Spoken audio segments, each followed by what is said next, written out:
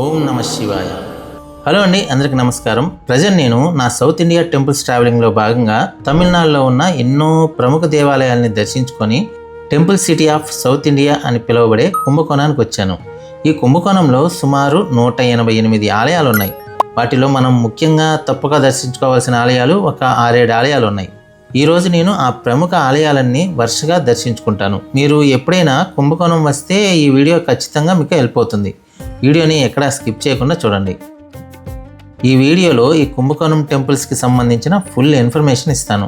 అలాగే రేపు నేను ఈ కుంభకోణంకి చుట్టూ ఉన్న నవగ్రహాల ఆలయాలను కూడా విజిట్ చేస్తాను. వాటికి సంబంధించిన వీడియో కూడా మన ఛానల్లో వస్తుంది. సో మన ఛానల్ని సబ్స్క్రైబ్ చేసుకొని పక్కనే ఉన్న బెల్ ఐకాన్ని ఆన్లో పెట్టుకోండి.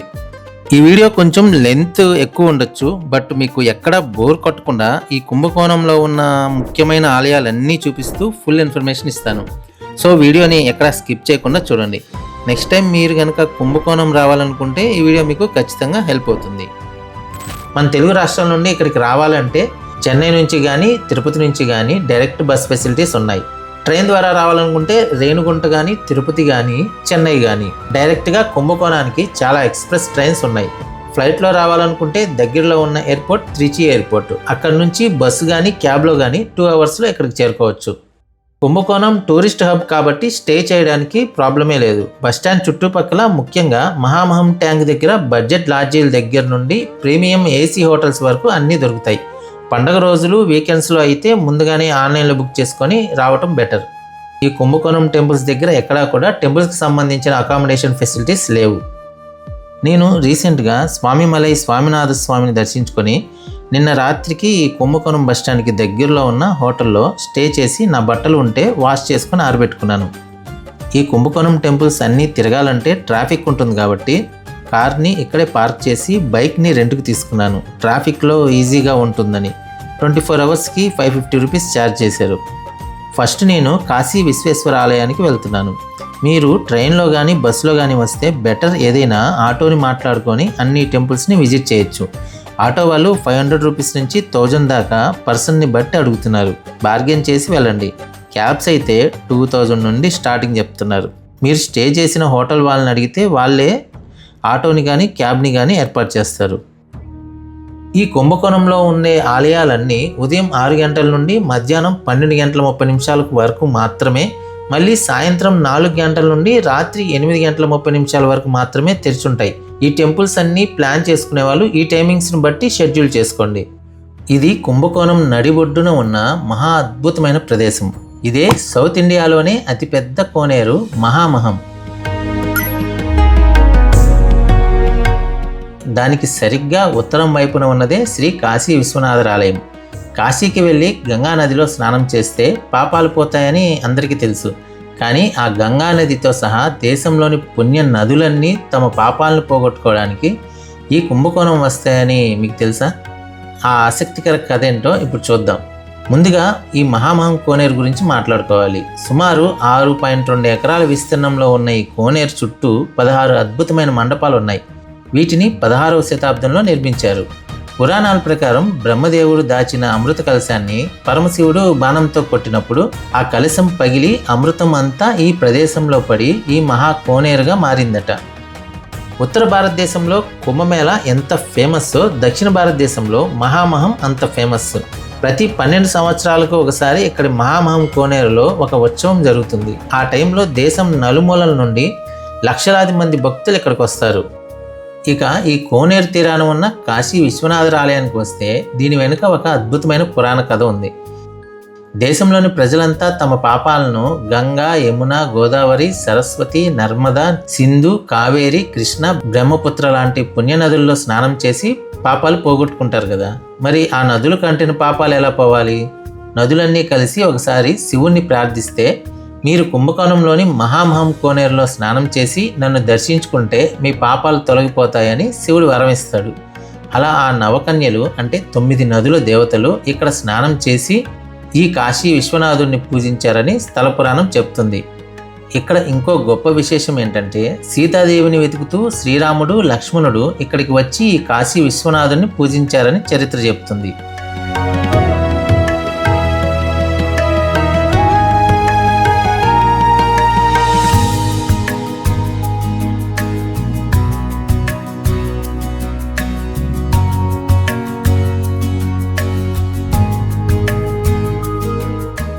ఇక్కడ శివుని పక్కనే విశాలాక్షి అమ్మవారి దర్శనం కూడా మనకు కలుగుతుంది.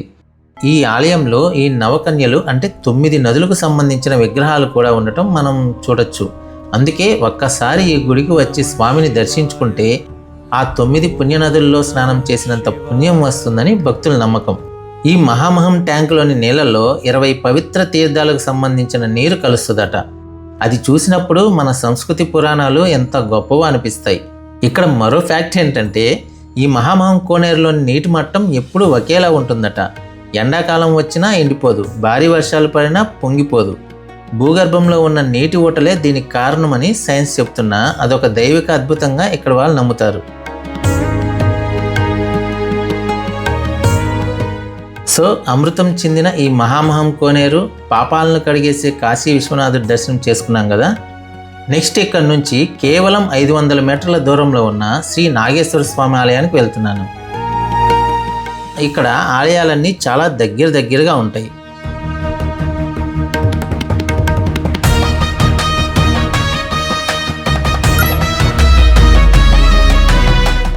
ఇదే శ్రీ నాగేశ్వర స్వామి ఆలయం.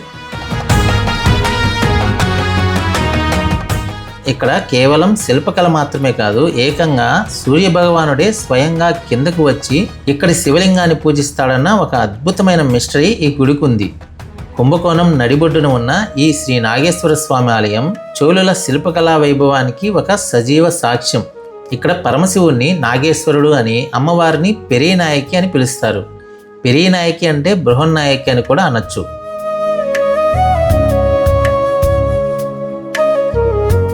దక్షిణ భారతదేశంలోనే అత్యంత పురాతనమైన అందమైన శిల్పాలు ఉన్న గుళ్ళల్లో ఇది ఒకటి. ఈ ఆలయ స్థల పురాణం కూడా మనం ముందుగా చెప్పుకున్న అమృత కలశంతో ముడిపడి ఉంది. శివుడి బాణానికి అమృత కలశం పగిలినప్పుడు ఆ కుండకు అలంకరించిన బిల్వపత్రం గాలిలోకి ఎగిరి వచ్చి ఈ ప్రదేశంలో పడిందట. అందుకే దీన్ని బిల్వవనం అని కూడా అంటారు. అంతేకాదు పాముల రాజైన ఆదిశేషుడు పాతాళలోకం నుండి ఇక్కడికి వచ్చి ఈ శివలింగాన్ని పూజించాడని, అందుకే స్వామికి నాగేశ్వరుడు అనే పేరు వచ్చిందని పురాణాలు చెప్తున్నాయి. ఇక ఈ గుడి హిస్టరీ విషయానికి వస్తే 9వ శతాబ్దంలో మొదటి ఆదిత్య చోళుడు ఈ ఆలయాన్ని నిర్మించాడు. అంటే ఇది దాదాపు 1100 సంవత్సరాలకు పైగా చరిత్ర ఉన్న గుడి. చోళుల కాలం నాటి ఆర్కిటెక్చర్ ఎంత అడ్వాన్స్డ్గా ఉందో చెప్పడానికి ఈ గుడి ఒక బెస్ట్ ఎగ్జాంపుల్. ఈ ఆలయంలో అందరినీ ఆశ్చర్యపరిచే అతిపెద్ద మిస్టరీ ఒకటి ఉంది. అదే సూర్య పూజ. ప్రతి సంవత్సరం తమిళ చిత్తరై మాసంలో వరుసగా 3 రోజుల పాటు సూర్యోదయం సమయంలో సూర్యకిరణాలు నేరుగా గర్భగుడిలోకి వెళ్ళి శివలింగం మీద పడతాయి. అసలు చుట్టూ ఇన్ని గోపురాలు, ప్రాకారాలు, మండపాలు ఉన్న సూర్యకిరణాలు ఖచ్చితంగా ఆ 3 రోజులు మాత్రమే లింగాన్ని తాకేలా మన ప్రాచీన ఆర్కిటెక్ట్ ఎలా డిజైన్ చేశారో తలుచుకుంటే మైండ్ బ్లాక్ అవ్వాల్సిందే.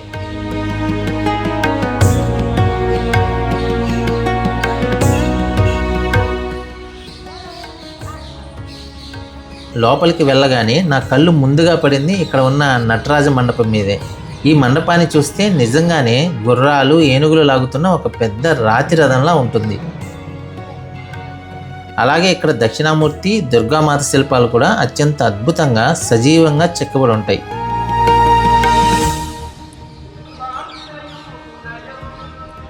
నెక్స్ట్ నేను ఈ నాగేశ్వర స్వామి ఆశీస్సులు తీసుకొని ఇక్కడ నుంచి కేవలం 450 మీటర్ల దూరంలో ఉన్న శ్రీ సారంగపాణి ఆలయానికి వెళ్తున్నాను.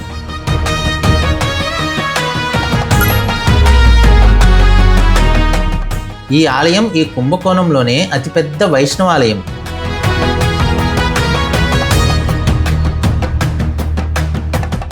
ఇదే శ్రీ సారంగపాణి స్వామి ఆలయం.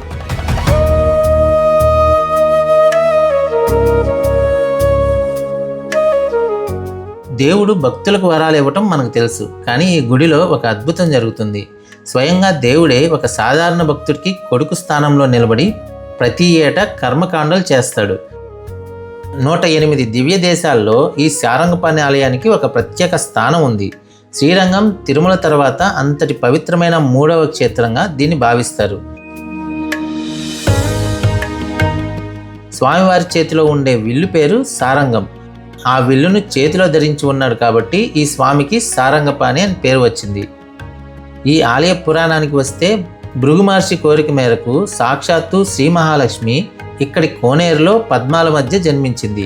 ఆ తల్లిని వివాహం చేసుకోవడం కోసం శ్రీ మహావిష్ణువు వైకుంఠం నుండి రథం మీద నేరుగా ఇక్కడికి దిగి వచ్చాడని పురాణాలు చెప్తున్నాయి. అందుకే ఈ గుడిలోని గర్భగుడిని ఒక భారీ రాతి రథం ఆకారంలో నిర్మించారు. ఆ రథానికి ఏనుగులు, గుర్రాలు, చక్రాలు కూడా ఉంటాయి. ఈ గుడి చరిత్ర చూస్తే దీనిని ముందుగా పల్లవులు, ఆ తర్వాత చోళులు, ఆపై విజయనగర మరియు నాయక రాజులు నిర్మించారు. ఇప్పుడు మనం చూస్తున్న ఈ 11 అంతస్తుల మహారాజగోపురాన్ని నాయకరాజులు నిర్మించారు. ఈ ఆలయానికి ప్రధాన ఆకర్షణ ఈ గోపురమే. సాధారణంగా ఆలయాల్లో విష్ణుమూర్తి నిలబడి లేదా పడుకొని ఉంటారు. కానీ ఇక్కడ స్వామివారు పడుకొని ఉండి అప్పుడే పైకి లేవబోతున్నట్టుగా ఉంటారు. తన దర్శనం కోసం వచ్చిన భృగు మహర్షిని గౌరవించడానికి స్వామివారు అలా పైకి లేవబోయే భంగిమలో ఆగిపోయారట. వందల ఏళ్ల క్రితం లక్ష్మీనారాయణ స్వామి అనే ఒక భక్తుడు తన ఆస్తినంతా ఈ గుడికే రాసిచ్చాడు. అతనికి పిల్లలు లేరు. అతను చనిపోతే స్వయంగా సారంగపాణి స్వామివారే కొడుకు స్థానంలో నిలబడి అంత్యక్రియలు చేశారట. ఆ ఆచారం ఇప్పటికీ కొనసాగుతుంది. ప్రతి ఏటా దీపావళి మరుసటి రోజునే దేవుడే ఆ భక్తుడికి ఇక్కడి కోనేరులో శ్రాద్ధ కర్మలు చేస్తాడు. మరో ఫ్యాక్ట్ ఏంటంటే ఈ గుడికి 2 ద్వారాలు ఉంటాయి. ఉత్తరాయణ ద్వారం, దక్షిణాయన ద్వారం. జనవరి నుండి జూలై వరకు ఒక ద్వారం గుండా దేవుని దర్శనానికి వెళ్తారు. మిగతా 6 నెలలు మరో ద్వారం గుండా వెళ్తారు.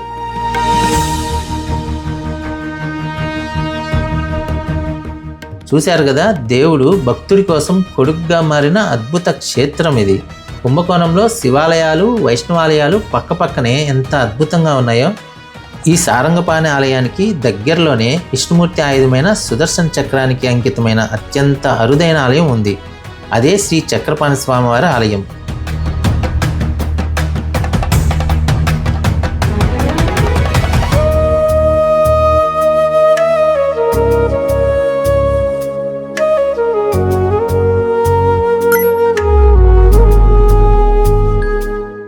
ఈ సారంగపాణి ఆలయానికి పక్కనే సోమేశ్వర ఆలయం కూడా ఉంటుంది. ఈ ఆలయానికి నేను వచ్చినప్పుడు క్లోజ్ చేసి ఉంది. మరి ఉదయం పూట క్లోజ్ చేసి ఉంది, సాయంత్రం పూట క్లోజ్ చేసి ఉంది. మరి ఎందుకనో తెలియదు. మేబీ నేను అనుకోవటం రెనోవేట్ చేస్తున్నారేమో నేను అనుకుంటున్నాను. మీరు వచ్చినప్పుడు కనుక ఓపెన్ చేసి ఉంటే ఖచ్చితంగా దర్శించుకోండి. నెక్స్ట్ నేను రామస్వామి టెంపుల్కి వెళ్తున్నాను. అది ఈ సారంగపాణి ఆలయం నుంచి కేవలం 650 మీటర్ల దూరం మాత్రమే ఉంటుంది.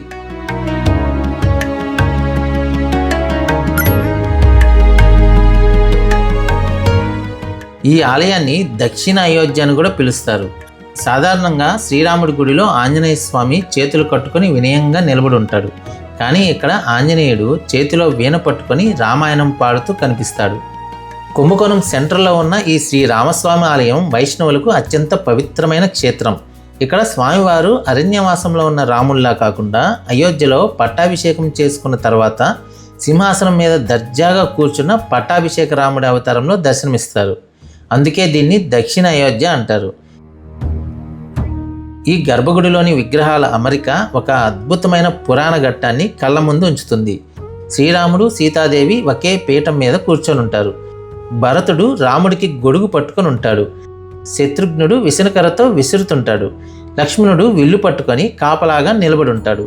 ఇక అసలైన విశేషం, ఆంజనేయ స్వామి ఒక చేతిలో వీణ పట్టుకొని వాయిస్తూ మరో చేతిలో రామాయణం గ్రంథం పట్టుకొని రాముడికి వినిపిస్తూ ఉంటాడు. ఇలాంటి భంగిమలో దేవుళ్ళు దేశంలో మరెక్కడ కనిపించరు.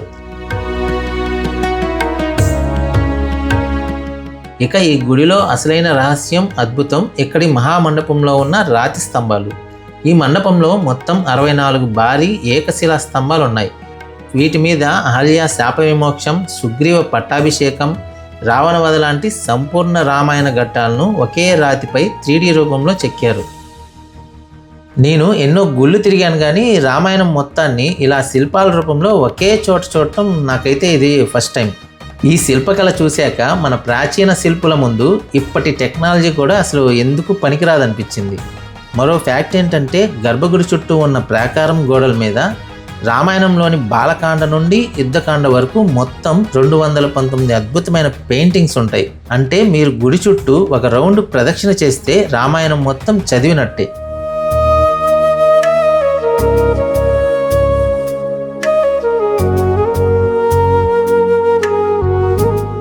చూశారు కదా రామాయణాన్ని కళ్ళ ముందు నిలిపిన దక్షిణ అయోధ్య అద్భుతాన్ని. పట్టాభిషేక రాముడి ఆశీస్సులు తీసుకొని కుంభకోణంలో నెక్స్ట్ నేను ఆది కుంభేశ్వర స్వామి ఆలయానికి వెళ్తున్నాను. ఈ ఆలయం ఈ రామస్వామి ఆలయం నుంచి కేవలం 250 మీటర్ల దూరంలోనే ఉంటుంది. యాక్చువల్గా కుంభకోణం వచ్చిన ప్రతి ఒక్కరూ ముందుగా ఈ ఆది కుంభేశ్వర స్వామి ఆలయానికే వస్తారు. ఈ టెంపుల్కి ప్రధాన తూర్పు గోపురం నుండి రావాలంటే ఈ దారి మొత్తం వరుసగా షాప్స్తో ఉంటుంది. ఇక్కడ ఉన్నవాళ్ళు ఆలయానికి ఉన్న ఈ ప్రాంతం అంతా షాప్స్తో ఆక్రమించేసుకున్నారు. ఇటువైపు నుండి వెళ్తుంటే నాకు అసలు అర్థం కాలేదు, ఇది ఆలయానికి వెళ్ళే దారా లేక సంతకు వచ్చానా అని. అలా కొంత దూరం వచ్చాక టైం 12:30 అయ్యిందని టెంపుల్ని క్లోజ్ చేశారు. మీరు ఫస్ట్ టైం వస్తే నార్త్ ఎంట్రన్స్ నుంచి కానీ సౌత్ ఎంట్రన్స్ నుంచి కానీ లోపలికి రండి. మీ ఓన్ వెహికల్లో వస్తే నార్త్ ఎంట్రన్స్ వైపు పార్కింగ్ ప్లేస్ కూడా ఉంటుంది.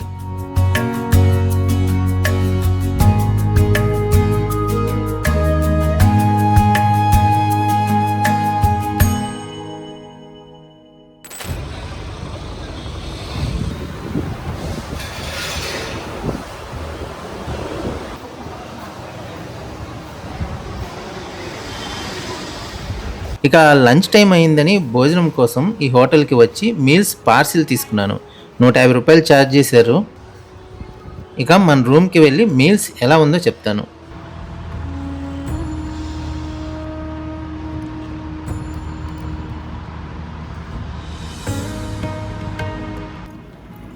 మన ఆంధ్రాలో చేసుకుంటారు కదా పెరుగు చట్నీ, పెరుగు పులిసిపోతే తాలింపు వేసి పెరుగు చట్నీ చేసుకుంటారు కదా, ఆ పెరుగు చట్నీలో మజ్జిగ పులుసు, కొన్ని చోట్ల మజ్జిగ పులుసు అని కూడా అంటారు. దాంట్లో వడ వేసి నానబెట్టి తింటే ఎలా ఉంటుందో అలా ఉంది. బాగుంది, పుల్లగా. ఇంకోటి ఓపెన్ చేశాను, చిక్కుడుగా బీన్స్ లాగుంది. ఇంకోటి ఓపెన్ చేశాను, ఇది బెండకాయ అనమాట. ఫస్ట్ రసం వేసాను.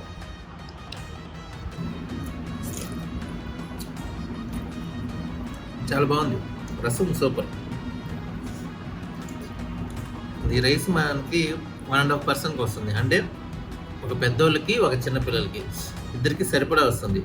హెవీగా, బాగా హెవీగా తినే వాళ్ళైతే ఒకరు తినచ్చు, నార్మల్గా తినే వాళ్ళైతే తక్కువ తినే వాళ్ళైతే ఇద్దరు తినచ్చు.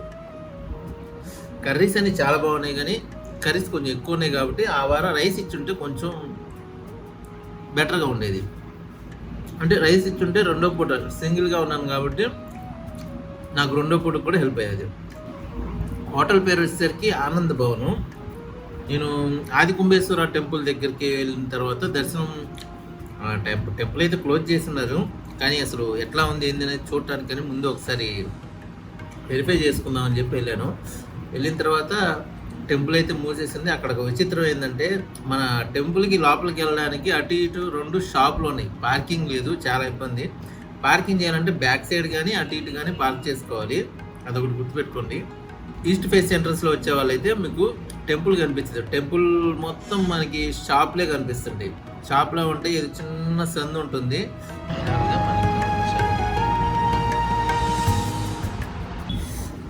బాగుంది, సాంబార్ కూడా బాగుంది. చూసి ఏదో కుర్మా టైప్లో ఉంది అనుకున్నాను, కానీ బాగా చేశారు. మాస్టర్ ఎవరో కానీ, వంట మాస్టర్ ఎవరో కానీ చాలా బాగా చేశారు.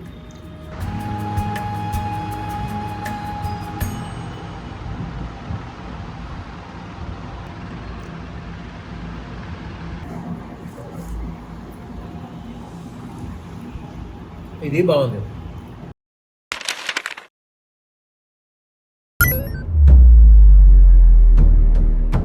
ఈసారి నేను సౌత్ ఎంట్రన్స్ నుండి వెళ్తున్నాను. ఇదే కుంభకోణంలోని అత్యంత పురాతనమైన శ్రీ ఆది కుంభేశ్వర స్వామి ఆలయం. అసలు ఈ నగరానికి కుంభకోణం అనే పేరు రావటానికి ఈ ఆలయమే కారణం. ఈ కుంభకోణం ట్రిప్ మొదలు పెట్టాల్సింది అసలు ఈ శివయ్య దర్శనంతోనే. ఇక ఈ ఆలయం స్థల పురాణానికి వస్తే, ప్రళయకాలం వచ్చినప్పుడు సృష్టి అంతమైపోతుందన్న భయంతో బ్రహ్మదేవుడు అమృతాన్ని మరియు సృష్టికి సంబంధించిన విత్తనాలను ఒక కుంభంలో పెట్టి భద్రపరుస్తాడు. ఆ ప్రళయ వరదల్లో ఆ కుండ కొట్టుకుంటూ వచ్చి ఇక్కడ ఆగుతుంది. అప్పుడు పరమశివుడు ఒక వేటగాడి రూపంలో వచ్చి తన బాణంతో ఆ కుండను కొడతాడు. ఆ కుంభం పగిలి అమృతం అంతా ఇక్కడ పడుతుంది. ఆ కుంభం పగిలిన ప్రదేశం కాబట్టే దీనికి కుంభకోణం అని పేరు వచ్చింది. ఈ ఆలయంలో ఉన్న అతిపెద్ద మిస్టరీ ఏమిటంటే గర్భగుడిలో ఉన్న శివలింగం రాతితో చేసింది కాదు. పగిలిన కుండలోని అమృతాన్ని ఇసుకను కలిపి స్వయంగా శివుడే ఈ లింగాన్ని తయారు చేశాడట. అందుకే ఈ లింగానికి నీటితో అభిషేకాలు చేయరు, కేవలం నూనెతో మాత్రమే చేస్తారు. ఈ లింగం కింది భాగం వెడల్పుగా ఉండి పైకి వెళ్లే కొద్దీ సూదిగా అంటే ఒక కుండ ఆకారంలో ఉంటుంది. ఈ గుడిలో మంగళాంబిక అమ్మవారి ఆలయం కూడా ఉంది.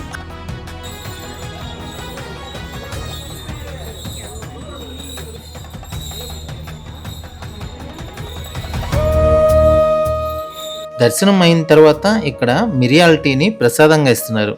దాన్ని తాగుతుంటే లోపల రకరకాలుగా ఉంది, కానీ ప్రసాదం కదా తాగేశాను.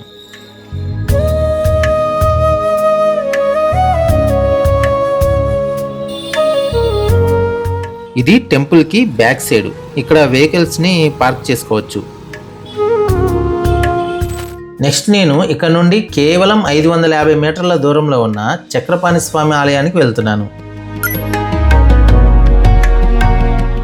ఇది కుంభకోణంలో విజిట్ చేయాల్సిన ముఖ్యమైన ఆలయాల్లో చివరి ఆలయం. నిన్న రాత్రి ఆది కుంభేశ్వర స్వామిని దర్శించుకొని నేరుగా ఈ చక్రపాణి స్వామి ఆలయానికి వచ్చాను. కానీ రాత్రి విజువల్స్ అంతగా కనిపించవు కాబట్టి నెక్స్ట్ డే ఉదయాన్నే లేచి స్నానం చేసి మళ్ళీ వచ్చాను. సాధారణంగా శ్రీ మహావిష్ణువు చేతిలో సుదర్శన చక్రం ఉంటుంది, కానీ ఇక్కడ ఆ సుదర్శన చక్రమే ఒక దేవుడిగా అవతరించింది. అంతేకాదు ఈ గుడిలో ఉన్న విష్ణుమూర్తికి పరమశివుల్లాగా నుదుటి మీద 3వ కన్ను ఉంటుంది. ఈ కుంభకోణంలో సారంగపాణి ఆలయం తర్వాత వైష్ణవులకు అంతటి ముఖ్యమైన ఆలయం ఈ చక్రపాణి స్వామి ఆలయం. కావేరీ నదికి దగ్గరగా ఉండే ఈ గుడిలో దేవుడు సుదర్శన చక్రం లోపల 8 చేతులతో ఎంతో ఉగ్ర రూపంలో దర్శనమిస్తాడు. దక్షిణ భారతదేశంలో చక్రానికి అంకితమైన అతి తక్కువ గుళ్ళల్లో ఇది మొదటిది. ఒకసారి సూర్య భగవానుడికి తన వెలుగును మించిన వెలుగు విశ్వంలో లేదని గర్వం వస్తుందట. అప్పుడు విష్ణుమూర్తి తన చేతిలోని సుదర్శన చక్రాన్ని కుంభకోణంలోకి వదులుతాడు. ఆ సుదర్శన చక్రం వెలువరించే కాంతి ముందు సూర్యుడి వెలుగు పూర్తిగా తగ్గిపోయి చీకటిగా మారిపోతుంది. అప్పుడు తన తప్పు తెలుసుకున్న సూర్యుడు తన గర్వాన్ని వదిలేసి ఇక్కడికి వచ్చి చక్రపాణి స్వామిని శరణు వేడుకుంటాడట. సూర్యుడికి తన వెలుగును తిరిగి ఇచ్చిన అద్భుత క్షేత్రం ఇది. సాధారణంగా ఏ వైష్ణవ గుడిలో అయినా తులసాకులతో దేవుని పూజిస్తారు, కానీ ఇక్కడ విష్ణుమూర్తికి శివుడికి అత్యంత ప్రీతిపాత్రమైన బిల్వపత్రాలతో అర్చన చేస్తారు. హరిహరులు ఇద్దరూ ఒకటే అని చెప్పడానికి ఇది గొప్ప ఉదాహరణ. ఈ గుడిలో సుదర్శన స్వామి చుట్టూ పంచభూతాలకు ప్రతీకగా 5 దేవుళ్ళు కొలువై ఉండటం మరో విశేషం. ఇక్కడ ఉన్న ఆలయాలన్నీ కూడా నేను 2 సార్లు విజిట్ చేసి ఆ స్వామివార్లను దర్శించుకున్నాను. ఎందుకంటే ఇక్కడ ఏ ఆలయంలో కూడా రద్దీ అంత ఎక్కువ ఉండదు. సో అందువల్ల ప్రశాంతంగా అన్ని ఆలయాల్ని విజిట్ చేయగలిగాను. నెక్స్ట్ నేను ఈ కుంభకోణానికి కేవలం 60 కిలోమీటర్ల పరిధిలో స్వయంభుగా వెలిసిన నవగ్రహాల ఆలయాలను కూడా విజిట్ చేసి ఆ ఆలయాలన్నీ ఎలా దర్శించుకోవాలి, వాటి పురాణ చరిత్ర ఏంటి అని వివరంగా పిన్ టు పిన్ మీకు ఎక్స్ప్లెయిన్ చేస్తాను. సో మన ఛానల్ని సబ్స్క్రైబ్ చేసుకొని పక్కనే ఉన్న బెల్ ఐకాన్ని ఆన్లో పెట్టుకోండి. ఈ వీడియో నేను ఎంతో కష్టపడి చేశాను. సో వీడియో నచ్చితే లైక్ చేసి మీ అమూల్యమైన సందేహాలను కామెంట్ బాక్స్లో కామెంట్ చేయండి. అలాగే ఈ వీడియోని ఈ కుంభకోణం రావాలనుకున్న మీ ఫ్రెండ్స్కి షేర్ చేయండి. నెక్స్ట్ వీడియోలో మళ్ళీ కలుద్దాం. ఓం నమః శివాయ. ఓం నమః శివాయ.